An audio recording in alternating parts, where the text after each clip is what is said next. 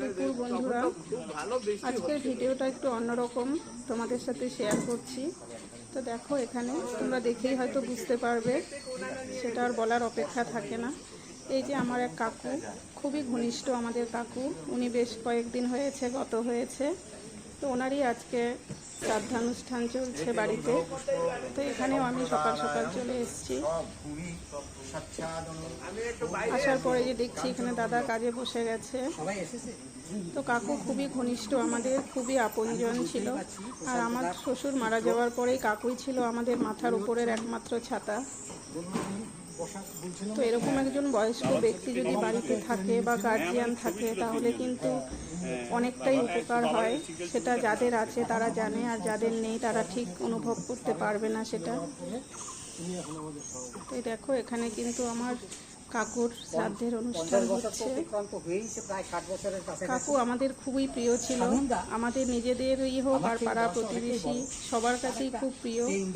আর কাকু এমন একজন মানুষ ছিলেন যার কাছে সব রকম কষ্ট, দুঃখ, আনন্দ সবকিছুই শেয়ার করা যেত। একদম বন্ধুর মতো ছিলেন এই কাকু। তো তোমরা একটু কাকুর আত্মার শান্তি কামনা করো সবাই।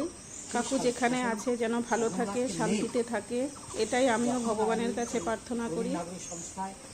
যোগদান করি তখন স্বাধীনতাকে পেয়েছি, প্রথম দিন যাবত যেতে পারেনি।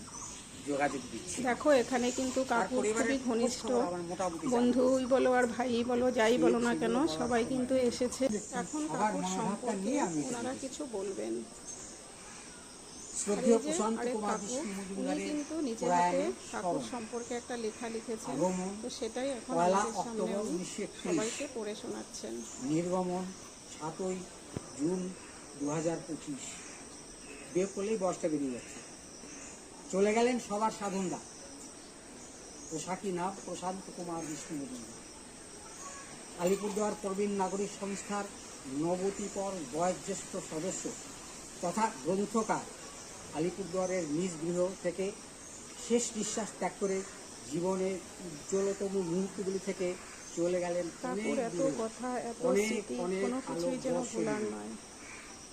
আলিপুরদুয়ার উচ্চ মাধ্যমিক বিদ্যালয়ের সার্থক শিক্ষক হিসেবে তিনি অর্জন করেছিলেন শিক্ষার্থীদের অপরিসীম শ্রদ্ধা, সহকর্মীদের অকৃত্রিম সম্ভ্রম। আবার গ্রন্থকার হিসেবে আদায় করে নিয়েছিলেন সাহিত্য সমালোচকদের সসম্ভ্রম অভিবাদন ও সপ্রশংস উচ্ছ্বাস। ইহজগতের সকল কর্ম সুচারুরূপে সমাপ্ত করে আমাদের সদস্য সস্মিত অমায়িক ও সুলেখক প্রশান্ত স্যার পরিণত বয়সে অন্তিম যাত্রা করলেন ধর্মলোকে। প্রিয়জন, আপনজন, পরিচিত জনের বিয়োগে আত্মীয় স্বজন, বন্ধু বান্ধব, সহমর্মী সকলেই হয় শোকজর্জর। মৃত্যুর কথা ভাবতে গিয়ে মনে পড়ে একটা আফ্রিকীয় প্রবচন, when an old man dies, a library burns to the ground.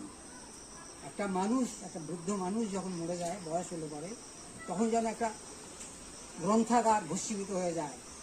আক্ষরিক অর্থে এই কথাটা আমরা আমার প্রশান্তদার সম্পর্কে লিখতে পারি।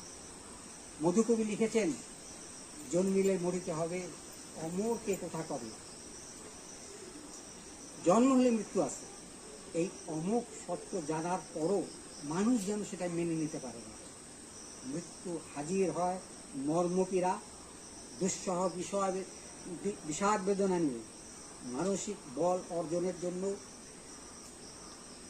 কুরুক্ষেত্রের সমরাঙ্গনে যোগেশ্বর ভগবান শ্রীকৃষ্ণ মহাভারতের কৌন্তেয় তৃতীয় পাণ্ডব অর্জুনকে যে উপদেশ দিয়ে গিয়েছিলেন আমরা স্মরণ করি, সেই ভারত ভ্রান্তি নাশিনী শ্রী শ্রী গীতার সেই অমোঘ বাণী।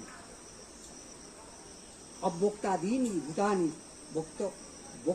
ব্যক্ত মধ্যানি ভারত নিঃসর্জুন, অব্যক্ত নিধানের নব্য তত্র কাপুরি বেদনা।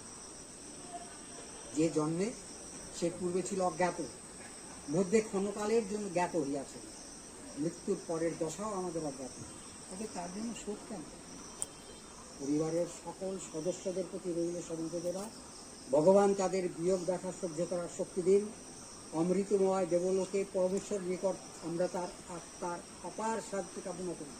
প্রার্থনা করি অমর লোকে তার বিদেহী আত্মা বিলীন হোক পরমাত্মার সঙ্গে, ঠাঁই হোক বিষ্ণু পাদপদ্মে বিরাজ করুন অমর লোকে। রইল আমাদের বিনম্র শ্রদ্ধা মৃত্যুর মহামৃতঙ্গম। ওম শান্তি, ওম শান্তি, ওম শান্তি। শোকাহত সদস্যবৃন্দ, আলিপুরদুয়ার প্রবীণ নাগরিক সংস্থা, আলিপুরদুয়ার 19শে জুন 2025।